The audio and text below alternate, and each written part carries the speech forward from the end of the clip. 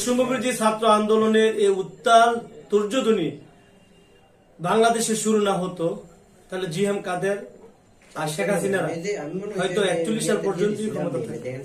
বাংলাদেশের মানুষের বুকে চেপে গণতন্ত্রকে হত্যা করে এই জিএম কাদের এবং শেখ হাসিনা যে ক্ষমতার যে স্বাদ, যে অর্থলোভী এবং ক্ষমতালোভী হয়ে উঠেছিল, সেটা ছিল কিন্তু বিরামহীন, অপ্রতিরোধ্য।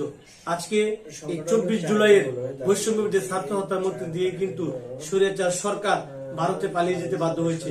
যেহেতু তার অন্যতম উত্তরসূরি ভারতে পালিয়ে গেছে, তো জিএম কাদের প্রকাশ্যে দিবালোকে দর্প করে অহংকার করে গতকাল সাংবাদিক সম্মেলনে বলেছে এই ইন্টারিম গভর্নমেন্টকে নিয়ে কটাক্ষ করে কথা বলার দুঃসাহস একজন আসামি কিভাবে পায়, এটা আমার বোধগম্য হয় না। কাজেই আমি একজন বিবেকমান মানুষ হিসেবে কিংবা এই বৈষম্য বিরোধী আন্দোলনের সম্মুখীন একজন